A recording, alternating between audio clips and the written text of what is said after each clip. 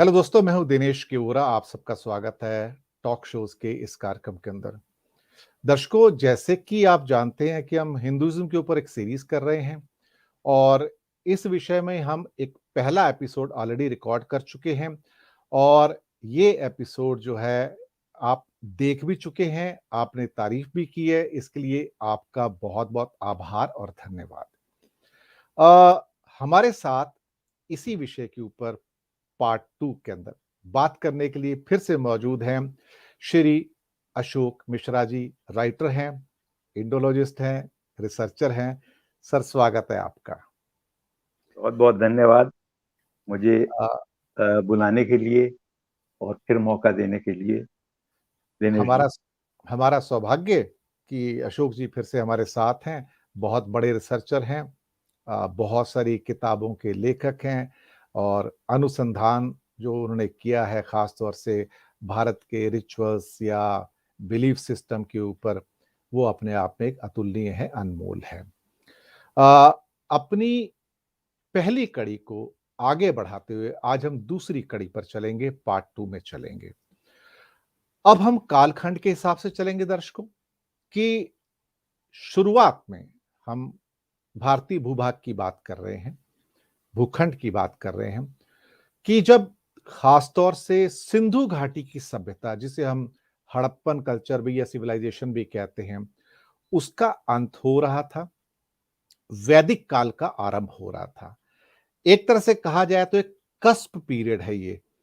तो कैसे सिंधु घाटी की सभ्यता के जो एक तरह से कहा जाए निशान कहा जाए या उनके जो भी मार्क्स कहा जाए, क्या वो वैदिक सभ्यता के अंदर भी अडॉप्ट किए गए या फिर वो वैदिक काल जो आया उन्होंने अपनी बिल्कुल ही अलग थ्योरीज का निर्माण किया, जो कि सिंधु घाटी की सभ्यता में जिनकी पूजा की जाती थी या जो मान्यताएं थी या जिन्हें बिलीफ भी कहते हैं, रिचुअल्स कहते हैं, क्या वो उनसे अलग थे? इसी यात्रा के इस पड़ाव पर हम इसी चीज के ऊपर डिस्कस करेंगे। अशोक जी, सबसे पहले हम हमारे दर्शक ये जानना चाहेंगे कि जब हम वैदिक काल की शुरुआत की बात करते हैं, ये वही काल है जब सिंधु घाटी की सभ्यता अपने अंतिम पड़ाव पर थी और खास तौर से यहां पर क्या वहां पर कोई आपस में उनका मेल हुआ था? क्या ऐसा कुछ हुआ था कि दो सभ्यताओं का मिलन हुआ था वहां पर, या फिर ये बिल्कुल ही उससे डिस्टिंक्ट थी, उसका उससे कोई ताल्लुक नहीं था? क्या कोई सभ्यताओं के अंदर क्लैश हुए थे या कोई ऐसी चीजें हुई हैं? तो एक तरह से हिंदुइज्म जो इवॉल्व हुआ है, जिसको हम कहते हैं, उस टाइम तो खैर धर्म था नहीं, तो ये शुरुआत जो इवॉल्व होने की है, एक जो क्या कहते हैं कि ट्रांजिशन है हमारा, कि हम सिंधु घाटी से निकलते हैं और वैदिक काल में प्रवेश करते हैं। सबसे पहले इसी के ऊपर आपकी प्रारंभिक टिप्पणी लेंगे। अ, दिनेश जी, मैं जी। प्रारंभ करूं उसके पहले जी अ, सर। एक आपने मेरे परिचय में कहा कि मैंने बहुत सारी पुस्तकें लिखी हैं। मैंने बहुत सारी पुस्तकें नहीं, आपने बहुत सारी पुस्तकें लिखी हैं। अरे पहली बात नहीं तो नहीं ये। नहीं सर, सर नहीं नहीं, नहीं नहीं। नहीं नहीं, बिल्कुल। तो और बहुत सारी का मतलब वाकई आपने बहुत सारी लिखी हैं। मैंने अ, म, अ, एक जो पुस्तक लिखी है, Hinduism ritual reason and beyond, और दूसरी जो अब पब्लिश होने वाली है, उसके जी। अलावा लेख ज्यादा लिखे हैं और इंडोलॉजिस्ट और सीनियर स्कॉलर्स के साथ टॉक्स और डिस्कशंस किए हैं। तो बहरहाल अ, अ, दर्शकों, मैं अब इसमें आप अपना परिचय नहीं नहीं नहीं, नहीं दर्शकों देते हैं। दर्शकों सर सर सर दर्शकों को मैं इंटरजेक्ट कर दूं कि श्री अशोक मिश्रा जी ने किताब नहीं लिखी है, इन्होंने लिखा है ग्रंथ। तो किताबों और ग्रंथों में फर्क होता है। जी सर, अब आप कहिए। अब आप फिर चलिए, हम लोग इस विषय पर बात नहीं करेंगे। अब हम लोग मूल विषय पर आते हैं। जी। और आज का मैं आपको बधाई देना चाहता हूँ। जी। ये जो आज आपने जिस विषय को चुना है, जी। ये इतना सामयिक विषय है और अ, इसके बारे में इतनी भ्रांतियां हैं कि मुझे कई दफा आश्चर्य होता है कि पढ़े लिखे लोग भी इस तरह के कई दफा मेरे पास प्रश्न आते हैं फोन आते हैं, हम लोग के जो व्हाट्सएप ग्रुप हैं उसमें आते हैं। जी, तो और मैं नॉर्मल नॉर्मल पढ़े हुए लिटरेसी वाले पढ़े लिखे की बात नहीं कर रहा हूँ। मैं ऐसे लोगों की बात कर रहा हूँ दिनेश जी, जो भारत की यूपीएससी की परीक्षाओं वगैरह पास करके और बड़े वरिष्ठ पदों पर रह चुके हैं। जी, तो ये अब कभी कभी बहुत दुख भी होता है कि अब नीर नीर क्षीर विवेक करने का समय आ गया है मेरे ख्याल से, कि कहीं ऐसा ना हो कि आने वाली पीढ़ी इन भ्रांतियों में ही बड़ी हो जाए। जी। तो इसलिए मैं आपका नमन करता हूं कि आप ऐसा नहीं, एक कार्य कर रहे हैं सौभाग्य मेरा। कि जिसको सुनकर के कम से कम अ, एक बात तो एश्योर्ड है कि जो भी हम लोग यहाँ चर्चा करेंगे वो गलत नहीं हो। जी, अब मूल विषय पर आते हैं जो आपका प्रश्न था। तो जी, दिनेश जी, अब तक 10-15 साल पहले तक, बिल्कुल 10 साल पहले, तो ये मानना था कि एक क्रम से भारत में सभ्यताओं का विकास हुआ और प्राचीनतम सभ्यता जैसा आपको भी और आपके पहले, क्योंकि मैं आपसे बड़ा हूं आयु में, तो हम लोगों को भी ये पढ़ाया गया कि इंडस वैली सिविलाइजेशन, सिंधु घाटी की सभ्यता, वो सबसे पुरानी सभ्यता थी। और फिर आर्य लोग आए और उन्होंने सिंधु घाटी सभ्यता वगैरह को खत्म किया, और फिर आर्य सभ्यता मतलब वैदिक वैदिक काल का प्रारंभ हो गया। जी, और फिर वैदिक काल के बाद ऋग्वेद आए और अन्य वेद आए, और फिर ब्राह्मणिज्म आया, फिर बुद्धिज्म आया, इत्यादि इत्यादि। Science is such a beautiful thing, and I, being a student of science right through my life, ये हमेशा कोशिश करती रहती है कि सत्य क्या है। जब तक जी, जो भी पता चले, it keeps pushing its boundary to find out what is the truth.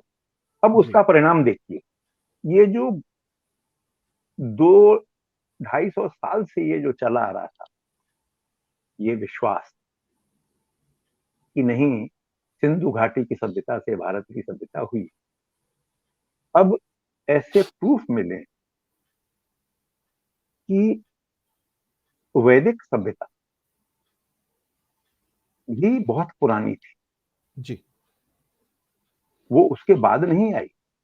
आर्य कोई घोड़े पर और रथों पर चढ़ के हमारी सीमाओं में आकर के, और जो यहाँ के रहने वाले थे उनको हरा करके यहाँ के प्रभुता उन्होंने स्थापित कर ली, ऐसा नहीं हुआ। और ऐसा साइंस की मदद से कंक्लूसिवली स्टेब्लिश हो गया है एक चीज को, कि ऋग्वेद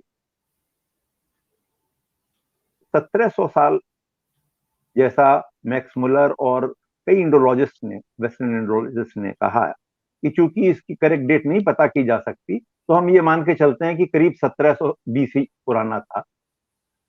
तो अब उस पर एक बहुत बड़ा क्वेश्चन मार्क हो गया। तो मैं वहां से शुरू करूंगा, क्योंकि नॉर्मली तो सिंधु घाटी की सभ्यता और उस समय हमारा क्या रिलीजन था वो हम लोग बात करते, और उसके बाद फिर चले आते हम लोग वैदिक पर अब ऐसा नहीं रहा है। तो जो देखिए, ऐसा हुआ कि ऋग्वेद में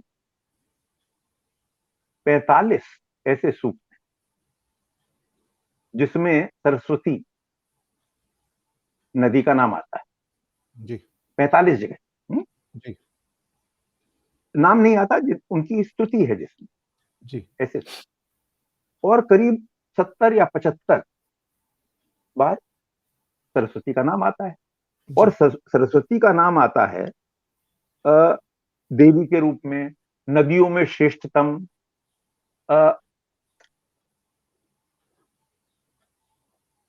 तो इसकी जो स्तुति में जो सब विशेषण यूज किए गए, वो इस जी, प्रकार के विशेषण। अच्छा, ये माना जाता था कि ये सब तो 1700 के आसपास ऋग्वेद लिखे गए। और जी, अब ये माना जाता था कि भाई देखो, सरस्वती रिवर तो एक मिथिकल नदी है, असली तो है नहीं। जी, और उसी के किनारे बैठ करके, जब ये ऋषि वगैरह कहते हैं कि हम सरस्वती के किनारे बैठ के लिख रहे हैं, जब सरस्वती नदी भारत में कहीं नहीं है तो कहाँ बैठ के लिख रहे थे। तो जी, पूरी चीज को इंडोलॉजिस्ट ने ये रूप दे दिया। और उसमें मुझे खेद होता है ये कहते हैं कि भारत के भी इतिहासकार, भारत के भी इंडोलॉजिस्ट उसमें शामिल हैं, जी, जिन्होंने कई दशकों तक हम लोग को ये पढ़ाया और ये बताया कि सरस्वती नदी नहीं है, और ये जो ऋग्वेद वगैरह लिखे गए ये एक काल्पनिक नदी की चर्चा करते हैं, इत्यादि इत्यादि। पर ये नदी इंपॉर्टेंट क्यों है, मैं इतनी देर इसमें क्यों लगा रहा हूं, इसका बड़ा महत्व है, और वो मैं बताता हूं। उसका ये महत्व है कि सैटेलाइट इमेजरी से ये पता चला, नासा की सैटेलाइट इमेजरी, और नासा सैटेलाइट इमेजरी, साथ साथ फ्रांस की सैटेलाइट इमेजरी, साथ साथ इंडिया की जो सेंसिंग सैटेलाइट है, उनसे एक river bed, dry river bed का कोर्स पता चला। जी, शिवालिक से लेकर के, शिवालिक शिमला के ऊपर वाला जो रेंज है, शिवालिक जी, रेंज, जी, जी, जी, वहां से लेकर के, लोअर हिमालयस को कहते हैं। जी हाँ जी, जी हाँ, लोअर हिमालय एग्जैक्टली, वहां जी, से लेकर के जो नदी बहती थी रन ऑफ कच्छ तक, सिंधु से पूर्व की ओर, तो जो सप्त सिंधु वाला कॉन्सेप्ट था कि 7 नदियां का जो क्षेत्र है, और जो रन ऑफ कच्छ का डेल्टा जहां 1965 का वॉर हुआ था, तो ये जब पता चला तो एकाएक खलबली मच गई। अरे ये कौन सी रिवर है। अब ये साइंटिफिक फाइंडिंग अचंभित करने वाली तो थी, पर ये अगर आप इसको इस चीज के साथ देखें कि 1850 के करीब टॉड, कर्नल टॉड, ब्रिटिशर जो थे, उनको इस काम के लिए राजपुताना में पॉलिटिकल एजेंट की तरह नियुक्त किया गया था। उन्होंने वहां बहुत दौरा किया, बहुत खोज खबर ली, और उन्होंने भी एक रिवर का जिक्र किया जी, जो कि रिकॉर्डेड है। अब ये सोचिए कि 1850 की बात कर रहे हैं, जिसमें एक अंग्रेज ने रिकॉर्ड किया है, and he travelled along the river bed. उसके बाद मेजर कॉल्विन ने भी उसी रिवर बेड का जिक्र किया, और बड़े विस्तृत रूप से किया। तो ऐसा नहीं है कि ये चीज सैटेलाइट से पहली दफा आई, ये उसके पहले रिकॉर्डेड थी, इसको जी, इग्नोर किया गया। जी, बहरहाल, तो अब उस सैटेलाइट इमेजरी से ऐसी चीज हो गई कि ये तो एकदम खुल गई बात कि नहीं नहीं, वहां पर तो कोई रिवर थी, और उसके ऊपर अध्ययन शुरू हुआ। फिर आर्कियोलॉजी, और उसमें किस तरह की सिलिका है और किस तरह के स्टोन्स मिले, और उनकी जब डीपर स्टडी की गई तो पता चला कि वो हिमालय से आए हैं। तो ये पता चल गया कि भाई ये रिवर तो वही है, और फिर एक से एक कड़ी जुड़ती गई, और ये सिद्ध हो गया कि यही सरस्वती रिवर थी जो बाद में सूख गई। और इसी का वर्णन ऋग्वेद में बार-बार कई सूत्रों में किया बार गया, उसका कहने का मतलब। जी, बार। तो अब आप अ, मिथिकल बात नहीं रह गई। जी, अब बात यह हो गई कि एक वास्तविक नदी थी जिसके किनारे बैठ करके इन ऋषियों ने ऋग्वेद, कई ऋषियों ने अलग अलग समय में अलग अलग स्थान पर ऋग्वेद पढ़ा या सुना या लिखा, उसकी रचना की। इसकी ज़रा भूमिका बताइए कि ऋग्वेद जब पढ़ा गया या सुना गया, अब लिखा तो उस टाइम मैं पता नहीं लिखा गया या नहीं लिखा गया, जी क्योंकि जी जी जी। उस टाइम सुनाया जाता था एक-दूसरे को, और वो मेमोराइज़ करके एक जनरेशन से दूसरी जनरेशन में जाता था। इसके पीछे प्रेरणा क्या थी? और क्या उस प्रेरणा का स्रोत, जिसमें प्राकृतिक जो सोर्सेस थे, जल, वायु, अग्नि, आकाश की जिसमें पूजा की बात की गई है, भगवान की बात की गई है, क्या ये प्रेरणा जो बाकी सभ्यताएँ थीं, जिसमें सिंधु घाटी की भी एक सभ्यता है, क्या कुछ प्रेरणा के स्रोत वहाँ से भी आए हैं इसमें? देखिए, जो ऋग्वेद है, अ, अगर अब हम इस परिप्रेक्ष्य में इस ऋग्वेद की बात करें तो इसके मतलब 1750 की बात हम लोग नहीं कर रहे हैं, हम लोग उससे काफी पहले समय की बात कर रहे हैं। तो अगर हम लोग उसके पहले समय की बात कर रहे हैं तो हम लोग इजीली कम से कम 1000 साल पहले की उसकी बात करें। पर क्या अगर हम उसके लोग एक साक्ष्य हजार मौजूद हैं? पर क्या उसके साक्ष्य मौजूद हैं? साइंटिफिक एविडेंस जो मैं बात कर रहा हूं, जितना अभी तक अ, जो आर्कियोलॉजिकल, जो सैटेलाइट इमेजरी, जो रिवर बेड के उसके इन्वेस्टिगेशन से निकले हैं, उससे ये बात तय हो गई कि देखिए बहुत इंटरेस्टिंग चीज है कि वो रिवर ड्राई होना बहुत पहले शुरू हो गई। हम्म। और वो रिवर ड्राई होना शुरू हुई because of some tectonic shift, ऐसा माना जाता है, हम्म। जिसकी वजह से कुछ रिवर्स का कोर्स बदल गया। और चूंकि उसका कोर्स बदल गया तो ये रिवर, महाभारत में इसकी चर्चा है कि ये रिवर जाकर के एक स्थान है विनाशना, वहां जाके लुप्त हो जा रही है। हम्म। तो जो रिवर पहले जाके सागर में मिलती थी, वो धीरे धीरे because of less supply of water Vinashana, मतलब महाभारत काल तक ये हो गया। और इसके बारे में लिखा हुआ है महाभारत में। तो अब प्रश्न ये है कि ये अगर अ, आर्यन जिन्होंने ये अ, ऋग्वेद हम लोगों को दिया, हम लोगों का मूल ग्रंथ बनाया, तो अगर वो उस समय मौजूद थे जिस समय दूसरी भी सिविलाइजेशन, जिसको हम लोग सिंधु घाटी की सभ्यता कहते हैं, वो भी चली आ रही थी, तो इसके मतलब सोशल आदान प्रदान होना तो स्वाभाविक है।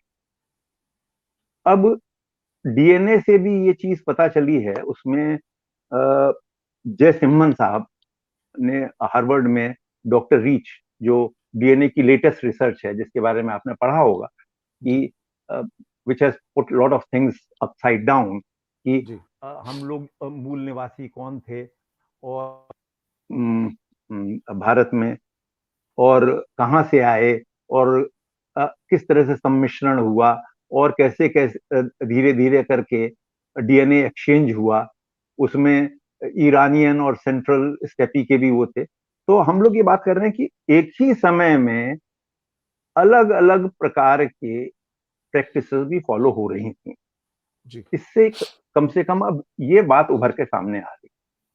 तो जिस समय ऋग्वेदिक सभ्यता और ऋग्वेदिक प्रैक्टिसेस तो डेफिनेटली अग्नि की पूजा पर ही केंद्रित थी, इसमें तो कोई दो राय हो ही नहीं सकती।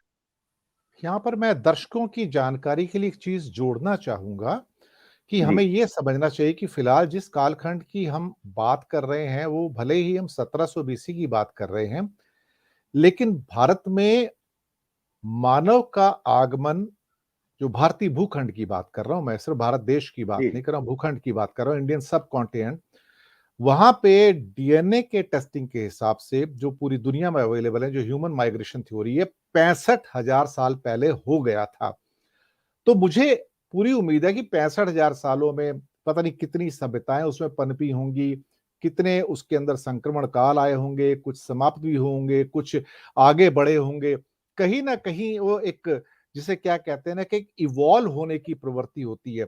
तो लंबा समय है, 65,000 सालों में बहुत कुछ हुआ होगा, पर उनके उतने साक्ष्य मौजूद नहीं है। पर हो सकता है आने वाले समय में, कुछ और सेंचुरीज में, कुछ ऐसे साक्ष्य आएंगे जब उन उन 65,000 सालों को हम इंटीग्रेट कर पाएंगे कि अल्टीमेटली वहां से ऐसा क्या चीजें इवॉल्व होकर आई हैं। जी, जारी रखिए अशोक जी। जी हाँ, जी हाँ, आपने बहुत ही बढ़िया बात कही। तो देखिए, जो इंडस वैली सिविलाइजेशन जिसकी बात कर रहे हैं, जिसको हम लोग ये मानते थे कि करीब 2500 बीसी जो उसका मेच्योर पीरियड है, 2500 बीसी से 900 साल तक, करीब 1600-1700 बीसी तक, तो वो ऐसा नहीं था, 700 साल रियली।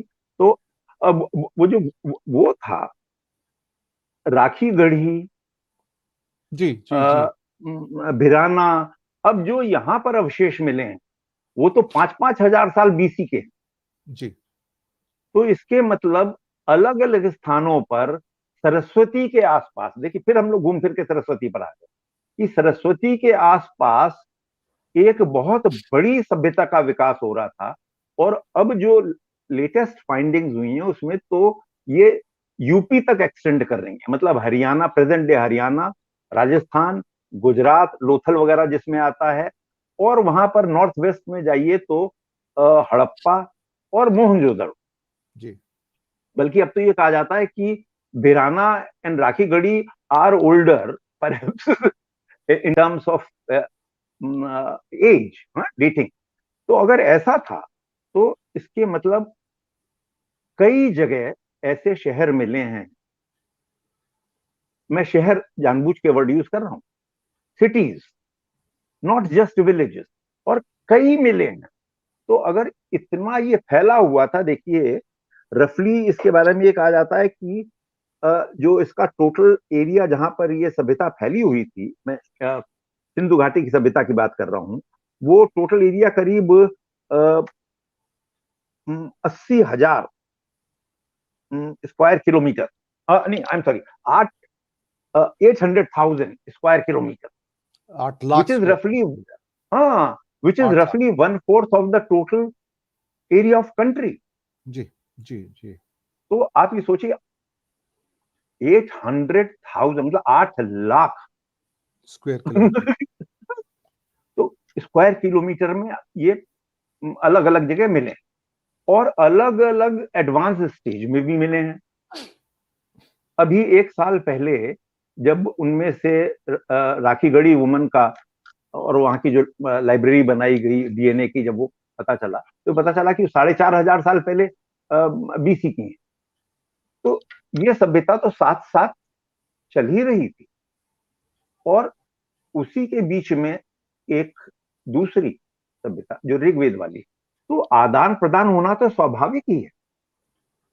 और जब आदान प्रदान हुआ, तो अब हम लोग धर्म की बात चूंकि कर रहे हैं, तो जो सिंधु घाटी की सभ्यता में जितने भी धार्मिक संकेत मिले हैं उनकी इंक्लिनेशन के, उसमें तीन चार बड़ी प्रमुख चीजें। तो जो एक है, एक तो है कि एक योग, एक योगी की मुद्रा में बैठा हुआ आदमी जिसकी जटाएं हैं, और जो अ, शेर, राइनोसरस, हाथी और डियर, ये उसके चारों तरफ। पर देखिए, जो ये आदमी बैठा है ये टिपिकली जिस हम लोग आलती पालती मार के बैठना जिसको कहते हैं, आसन लगा के बैठना, उस मुद्रा में बैठा है। पर इसके सिर पर दो सींग या कुछ ऐसा चीज पहनी है जिससे दो सींग होने का आभास होता है। परहैप्स इसके तीन फेस भी हैं, ये फोटो जटा कहाँ भी से है। मिला है? ये फोटो या पत्थर के ऊपर जो ये इंस्क्रिप्शन से कहाँ हाँ, पे मिला? ये जो मिला है ये तो इंडस वैली एक्सकेवेशन में मिला है। जी जी। तो अ, अ, तो एक तो ये मिला है। इसी प्रकार एक एक डांसिंग वुमन की भी आकृति फिगरिन मिली है। जी और बड़ी सुंदर है वो। मैंने उसका रेप्लिका देखा है मैंने बॉम्बे में म्यूजियम में, जी बहुत जी। ही सुंदर लगता है। तो एक वो मिला है जिसको ये माना जाता है कि किसी न किसी रूप में वो देवी पूजा का वो था। जो ये जी आदमी जो इस मुद्रा में बैठा मिला है और पशुओं से घिरा है, ये माना जाता है कि ये शिव का आदि रूप था। क्योंकि it's an ithyphallic, he sitting in ithyphallic pose, that means with erect penis. तो वो भी जो शिव या पशुपति को मानते हैं, वो कहते हैं कि भाई शिव और शिवलिंग, तो लिंग जी और योनि, शक्ति, शिव और शक्ति, ये तीनों बड़ी इंटरमिक्स चीज हैं। और जी इन्हीं स्थानों पर कुछ रिंग्स मिली हैं रिजेंबलिंग योनि, और कई लिंग मिले। जी तो ये ऐसा मानना है बहुत से लोगों का, उसमें कई विद्वान भी हैं, कि ये सब आदि रूप थे जी शिव और शक्ति के। जी अच्छा, कुछ पेड़ों में भी आकृतियां मिली हैं जी और बनाई हुई। और कुछ पत्तों पर भी। जी, तो उससे ये भी लगता है कि हम लोग वृक्षों का पूजा भी करते थे। जी, उसी तरह कुछ वेदी मिली हैं जिससे लगता है कि या तो बलि देने के काम आती थी या पूजा के काम आती थी। तो पर देखिए, समस्या यह है इंडस वैली सिविलाइजेशन की कि वहां का लिखा हुआ जो भी कुछ है जी। वो स्क्रिप्ट डिसाइफर नहीं हो पाती। जब तक वो नहीं होती तब तक ये गैस वर्क ही रहेगा। और पर एक बात और थी इसमें सर कि जी, जब ये ऋग्वेद लिखा गया ओरिजिनली तो संस्कृत भाषा में शायद नहीं था। वो कुछ उससे दूसरी मिलती-जुलती भाषा में था। शायद ऐसा कुछ है क्या? हाँ, जब आपने ये प्रश्न पूछा तो देखिए उसमें ऐसा है कि उस समय की जो ऋग्वेद के समय की, जब कंपोजिशन के समय की भाषा है जी, वो, और जो आज की परिष्कृत भाषा है संस्कृत, जी, ये हम लोग जो संस्कृत भाषा जिसकी बात करते हैं ये तो पाणिनि की दी हुई है। जी, तो ये तो पाणिनि की ग्रामर भी है और ये तो बड़ी परिष्कृत भाषा। जी। उस समय की संस्कृत इससे बहुत डिफरेंट है। उस समय की संस्कृत इसलिए भी डिफरेंट है कि Sanskrit was an oral language, it was not written for several centuries. जबकि स्पोकन ऐसा लैंग्वेज प्रूफ के रूप में मिलता था। है। जी जी, हाँ, जबकि ये प्रूफ है कि इन लोगों को लिखना आता था क्योंकि लिपि वर्ड यूज हुआ है। एक दो जगह लिपि वर्ड का यूज हुआ है वैदिक लिटरेचर। पर ये पवित्रता को बनाए रखने की दृष्टि से, चूंकि वाग देवी माना जाता है, तो पवित्रता बना के रखने के लिए ये इसका ओरल ट्रेडिशन ही था ये। और ये तो खाली इसमें इंडिया में कोई नहीं। कोई इसमें सर कोई दूसरा नाम दिया गया उसको, भाषा को उसको या संस्कृत ही माना गया? देखिए, है तो वो संस्कृत ही, पर उसमें खास फर्क दो है। एक तो ये कि उसकी ग्रामर और आज की ग्रामर में बहुत कम मेल है, नंबर हुँ, वन। नंबर टू, जो उससे भी ज्यादा चीज इंपॉर्टेंट चीज है, उसमें अ, चूंकि वो ओरल लैंग्वेज थी तो वर्ड का मतलब बदल जाता था कि कहां पर आप जोर दे रहे हैं, किस अक्षर पर। तो वो अनुदात उद्दात ये सब होता था कि अब एक ही चीज बोलने के लिए किस अक्षर पर आपने जोर दिया, डिपेंडिंग ऑन दैट उस शब्द का मतलब बदल जाता। हुँ, हुँ, हुँ, तो हुँ। ये सब उसमें, अब वो चूंकि बोलने वाली भाषा थी, लिखने वाली तो भाषा थी नहीं। तो बोलने वाली भाषा में अब मैं आपको एक उदाहरण जैसे दूं,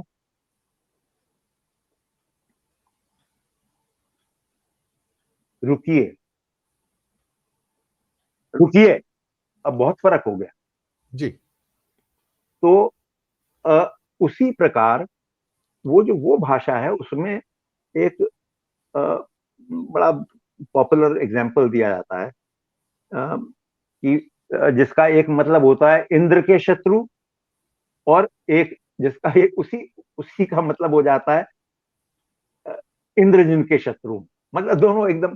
तो वो जो भाषा थी संस्कृत वो बहुत अलग थी। और मैंने जब संस्कृत पढ़ी तो मैंने इस उद्देश्य से पढ़ी थी, मैं आपको अपनी मूर्खता बता दूं और मुझे उसमें बिल्कुल शर्म नहीं है बताने में, कि मैंने 2 साल का कोर्स किया संस्कृत का कि मैं वेद कम से कम पढूं। और जब उसके बाद मैंने वो पढ़ने की कोशिश करी तो आधे घंटे बाद ही वेद वो मैंने बंद की पुस्तक और रख दी। और फिर मैं कुछ संस्कृत के विद्वानों के पास गया, उन्होंने कहा भाई इसका और जो आपने पढ़ा है उस वो तो आप कभी नहीं समझ पाएंगे, उसके लिए आपको बहुत कई वर्ष का प्रयत्न करना पड़ेगा और डिफरेंट भाषा। तो जो आपका प्रश्न एकदम सही है कि वो संस्कृत और इस संस्कृत में बड़ा अंतर है। विषय तो पर जो वापस आते हैं वहाँ पर हम एक दूसरे इसको यहाँ से निकल कर कि अ, अब यहाँ पर जब अ, वेदों की रचना का काल आता है, तो प्रेरणा, भूमिका और कौन से ऐसे गॉड थे जिनका मैक्सिमम वर्णन किया गया उनका। तो पक्की बात है कि बहुत सारी सिविलाइजेशन के अंदर शायद अग्नि की पूजा भी होती होगी या वायु, जल की पूजा भी होती रही होगी क्योंकि वही प्राकृतिक शक्तियाँ थीं और इंसान ने उस समय उन्हीं प्राकृतिक शक्तियों को अपना देवता मान लिया, किसी भी नाम से कहा जाए वो अलग-अलग बिल्कुल, सभ्यताओं बिल्कुल, के अंदर।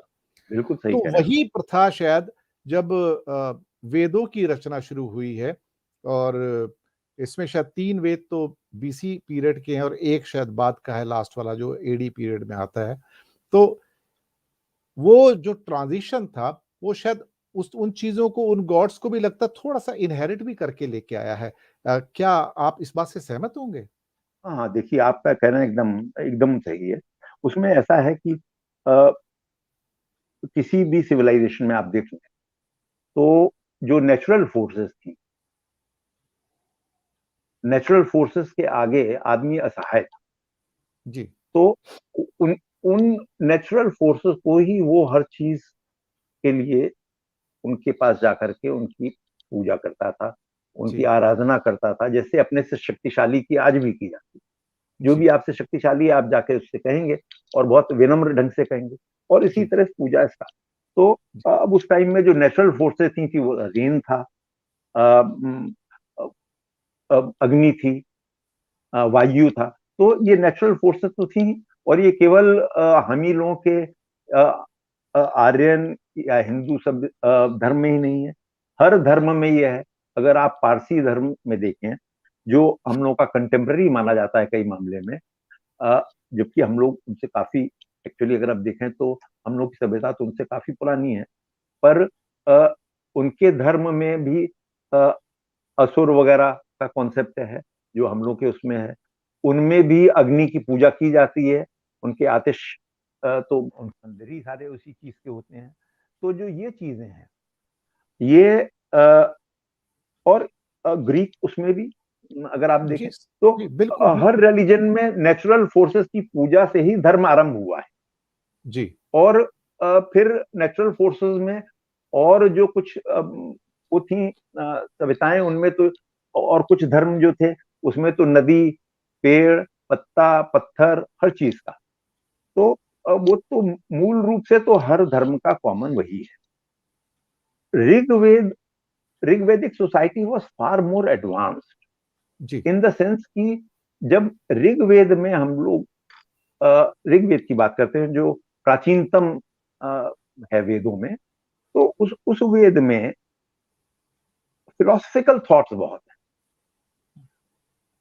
केवल यही नहीं है कि अग्नि की पूजा है या इंद्र की पूजा। जो आपका प्रश्न था कि कौन कौन देवता, तो उसमें इंद्र हैं, अश्विनी हैं, उसमें जो देवता लोग हैं उनमें से मैंने एक दफा कई लोगों का इंटरव्यू लिया और कहा कि आप जरा मुझे 5 वैदिक देवताओं के नाम बता पाए, तो कोई भी 5 वैदिक देवताओं का नाम बता पाए, क्योंकि वो देवता लोग लुप्त हो गए। जी, अब उनके बजाय पौराणिक देवता लोग सब आ गए, राम, कृष्ण, गणेश, देवी। तो अब तो, पर उस समय में जो वैदिक देवता थे, तो उसमें सावित्र थे, सोम थे। तो इस प्रकार के करीब 100 देवी देवताओं का नाम मैंने संकलित किया था एक दफा, कि जब वो कर रहा था, और सबका वाहन होता था, एटसेट्रा एटसेट्रा। और हर एक का अलग अलग कार्य भी निर्धारित था। अब जी, वो अश्विनी का वो अलग कार्य, तो उससे शुरुआत हुई। जी, और केवल अग्नि के अग्नि विच वॉज सेंट्रल, उसके जी, माध्यम से ही हवि दे करके, ऑब्लेशन दे करके इन सब देवताओं को प्रसन्न किया जाता। जी। तो यज्ञ, अग्नि, इंद्र, ये कोर थे, और जी, बाकी देवता तो जो थे वो थे। जी,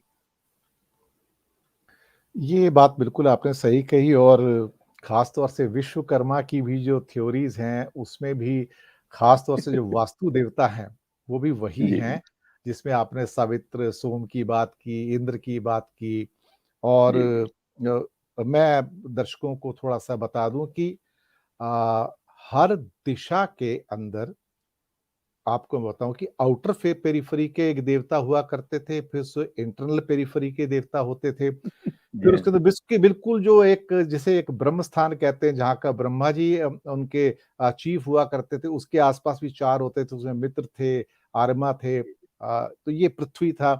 तो ये इस किस्म के बहुत सारे देवताओं का निर्माण अ तभी से चला आ रहा है, वो आज का नहीं है और इनका दिशाओं के साथ निर्धारण किया गया है। हम्म। जैसे कि एक एग्ज़ाम्पल मैं देता हूँ आपको छोटा-सा कि अगर कोई व्यक्ति घर में बीमार हो, ये भी हमारे ग्रंथों से आता है ना, अगर कोई घर में व्यक्ति बीमार हो, तो हमारे यहाँ एक क्या कहते हैं कि घर की धुरी ब्रह्म स्थान होता है और एक होता है घर में आरोग्य स्थान, जहाँ पे आप ठीक हो सकते हैं। जैसे कि नॉर्थ और नॉर्थ ईस्ट के बीच की टेरिटरी अगर केंद्र से आप देखें नॉर्थ और नॉर्थ ईस्ट और उसके बीच में आ जाएँ, तो वो उसको कहते हैं north of north east area कहते हैं। ये यहाँ पर बैठ जाएँगे अगर जो बीमार व्यक्ति है, उसकी दवाइयों की शक्ति बढ़ जाती है और रिकवर होने की जो 10 दिन में रिकवर होना है, वो 5 दिन में रिकवर हो जाता है। ये चीज़ें निहित हैं हमारे ग्रंथों में और ये सब हम्म। देवताओं के अधीन हैं ये सारे के सारे, हाँ क्योंकि हाँ, हर दिशा का एक देवता मालिक अलग, इंचार्ज। और वहाँ पे तो जो आरोग्य स्थान में है, वहाँ देवताओं की माता भी है, आदिति भी है देखा जाए तो। जी जी, तो ये बिल्कुल। थोड़ा-सा मैंने एक एडिशन किया इसमें। ना ना, बहुत बहुत वैल्यूबल एडिशन आपने दिया। और बल्कि देखिए, इसी बात को अगर थोड़ा और आगे ले चलें तो अ, ऐसा नहीं है कि एक साथ ही सब देवता ऋग्वेद में आ गए हैं। जैसे जैसे मंडल लिखे गए तो नए नए देवता भी आते गए, और वो परंपरा हिंदुइज्म की, वो परंपरा आज तक कंटिन्यू करती है। देखिए, संतोषी माँ आज से 50 साल पहले ही आई।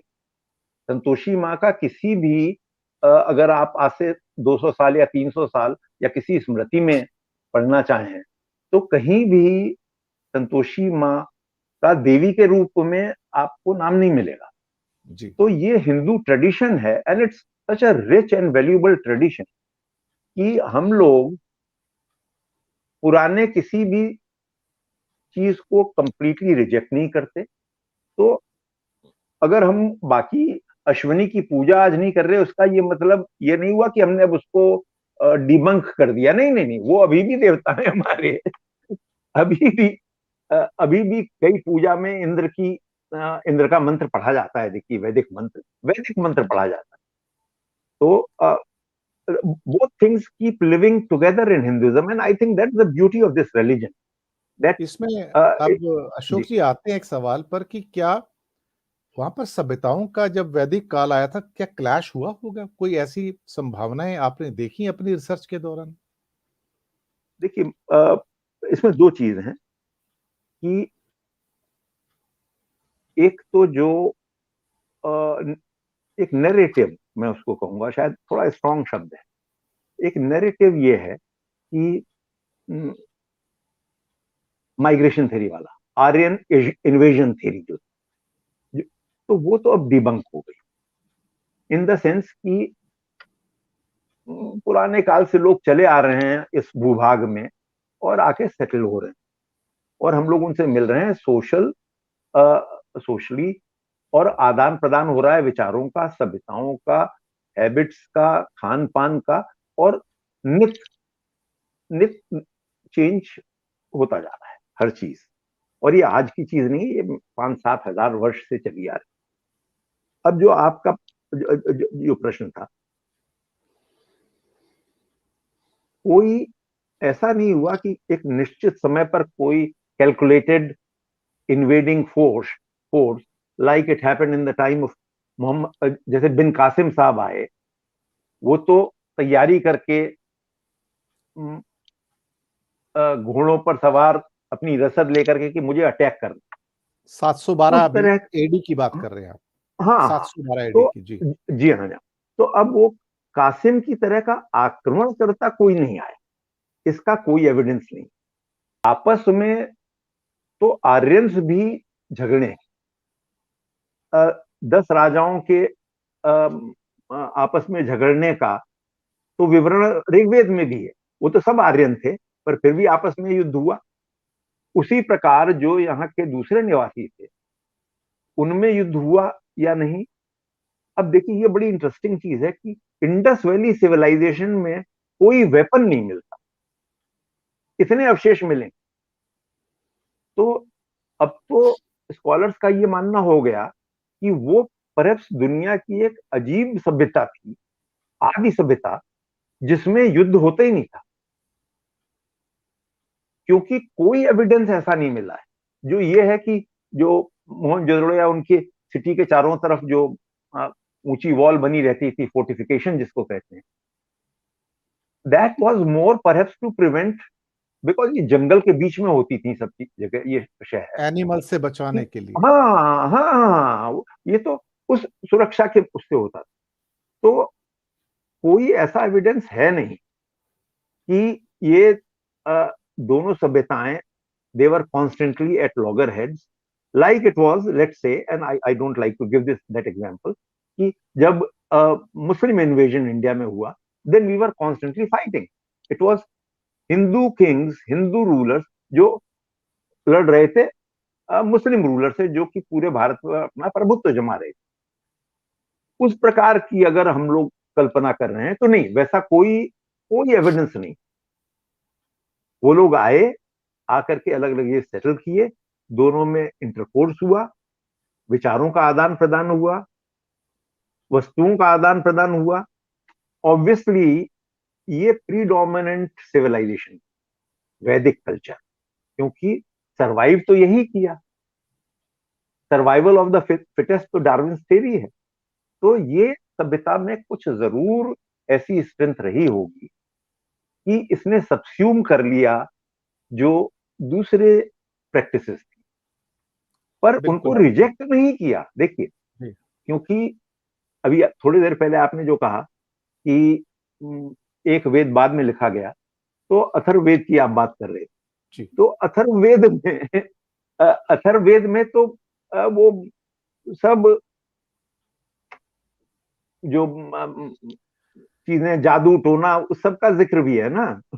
तो जादू टोना तो यही जो यहाँ के आदिवासी वगैरह जो प्रैक्टिस करते थे, उसको भी सबस्यूम कर लिया, उसको भी रिलीजन का पार्ट बना लिया उन लोगों ने। A very typical example of Hinduism which keeps absorbing things rather than taking a confrontationalist attitude. तो ये तो टिपिकल एग्जाम्पल है जी। बिल्कुल, बिल्कुल आपने सही कहा। दरअसल इस भारतीय भूभाग के अंदर जो भी सभ्यताएँ पनपी, ठीक है, उस टाइम धर्म नहीं था, हिंदुइज़्म का नाम भी नहीं था, लेकिन वो एक ऐसा कालखंड था जहाँ पे जो भी सभ्यताएँ आती गईं, उन्होंने अपनी पहले की जो सभ्यताएँ थी, उनकी अच्छी चीज़ों को ग्रहण करना शुरू किया और बिल्कुल उसको बिल्कुल। रिजेक्ट नहीं किया बिल्कुल भी। और उन प्रैक्टिसेस को जो उनके एक मानवता के लिए या उनकी एक सामाजिक जो एक ताना-बाना होता है, जिसमें यूज़फुल हो सकते थे, उसको उन्होंने दरकिनार नहीं किया, उठा के खिड़की से बाहर नहीं किया। वैसे ही जैसे हम्म, कोई भी सरकार आती है तो पिछली सरकारों ने जो अच्छे कार्य किए होते हैं तो एक कंटिन्यूटी रहती है उसके अंदर, उसको भी कंटिन्यूटी रही, बिल्कुल। उसको ले लेते हैं और उसके बाद कुछ फिर नई चीजें ऐड करने का प्रयास करते हैं।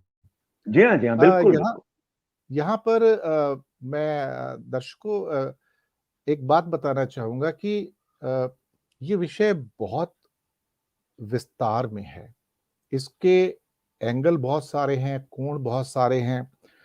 ये ट्रांज़िशन की बात हमने थोड़ी समझने की कोशिश की, लेकिन जब हम अगली कड़ी में आएँगे तो हम वहाँ पर बात ऋग्वेद से ही स्टार्ट करेंगे। जो पूरी स्टडी होगी, जो एक स्टार्टिंग पॉइंट है जिसे हम कहते हैं कि जी हम ऋग्वेद को एक एपिसोड भी नहीं, कुछ एपिसोड्स के अंदर समझने की कोशिश करेंगे कि उनका संदेश क्या था? उन्होंने कहा क्या है? उसके अंदर उसका सारांश क्या है? किसको इंगित करके वो चीज़ें लिखी गई? किससे प्रेरणा प्राप्त हुई? और क्यों उनको इस रूप में कहा गया कि वो लोगों के लिए एक प्रेरणा का स्रोत बन जाए? और फिर अंत में कहीं न कहीं जब उसको क्या कहते हैं ना, हर सिक्के के 2 पहलू होते हैं और जब कुछ खास व्यक्ति वर्ग समाज के अंदर उन्हीं को तोड़-मरोड़ कर अपने फ़ेवर में लाते हैं, तो कैसे वो ज़ंजीरें भी बन जाती हैं एक आम इंसान के लिए और वो जकड़न महसूस करते हैं और फिर वो वहाँ से निकलने का भी प्रयास करते हैं। ये हमारे इतिहास के अभिन्न हिस्से हैं। अशोक जी, जाने से पहले, क्योंकि समय की बाध्यता है आपकी भी और हमारी जी चैनल की भी, जी। तो आप कोई आखिरी टिप्पणी यहाँ पर करना चाहें इससे पहले कि फिर हम पार्ट 3 में अगले शो के अंदर जाएँगे। अ, इसी से जहाँ पर हम छोड़ेंगे वहीं से हम उसको पकड़ कर आगे चलेंगे। आपकी कोई आखिरी संदेश यहाँ पर? मेरा एक दिनेश जी, म, जितना मैं ज्यादा इस विषय को पढ़ता जाता हूँ, ये मेरी मान्यता दृढ़ से दृढ़तम होती जाती है कि अगर हम लोगों का धर्म 5000 साल से चला आ रहा है और अभी भी इसकी करेक्ट डेफिनेशन या इसके में कोई अगर ये कहे कि व्हाट इज हिंदुइज्म, उसका कोई छोटा सा जवाब दे दे, वो नहीं संभव हो पाया। तो वो इसकी इस गुणवत्ता की वजह से है कि हम लोग non rigid, open minded and flexible by nature. This is what Hinduism is. हम लोग फ्लेक्सिबल हैं, ओपन माइंडेड हैं और किसी भी चीज को आउटराइट रिजेक्ट नहीं करते। और ये जो गुण है अपनों का, इसी वजह से सब सभ्यताएं धीरे धीरे लोप हो गई। 13 सभ्यताओं को मानते हैं ना, उसमें 7 तो खत्म हो गई। ओल्डेस्ट लिविंग कंटिन्यूटी अगर वाली सभ्यता देखें तो उसमें हम लोग हुए या चीन हुआ। अब चीन में अब वो सभ्यता रह गई या नहीं, वो तो दूसरा क्वेश्चन है। परंतु पर अदरवाइज तो हम ही लोग हैं। तो वो वो क्या ओपन माइंडेडनेस थी, वो क्या हम लोगों में ऐसी गुण था कि हम लोग दूसरों की हर अच्छी चीज, दूसरों की बात एब्जॉर्ब करके और धीरे धीरे ऐसा कर देते थे कि वो हम ही में आके वो मिल जाते। तो ये चीज अगर हम समझना शुरू कर दें तो हम लोगों के बहुत से जो समस्याएं हैं आज की वो खत्म हो सकती हैं, ऐसा मेरा मानना बिल्कुल आपने सही कहा। और ये तो देश भी वैसे भी सिंधु, गंगा, गोदावरी और कृष्णा और कावेरी का रहा है, नदियों का संगम रहा है। और अगर बांग्लादेश चले जाओ तो वहीं नदियों के नाम पद्मा, मेघना हो जाते हैं, है। जमुना भी हो देखिए जाता है वहां पर आकर। जी हाँ, तो जी हाँ, जी हाँ। जी हाँ, जी हाँ। तो नदियों का देश रहा है और नदियों के किनारे ही सभ्यताएं बसी, ये भी हमें नहीं भूलना चाहिए, क्योंकि पानी सबसे पहले चाहिए होता था। दर्शकों, ये विषय मैंने जब बताया कि इसका विस्तार बहुत बड़ा है, समझने के लिए बहुत एपिसोड चाहिए और हम इसी कड़ी में अपने प्रयास जारी रखेंगे।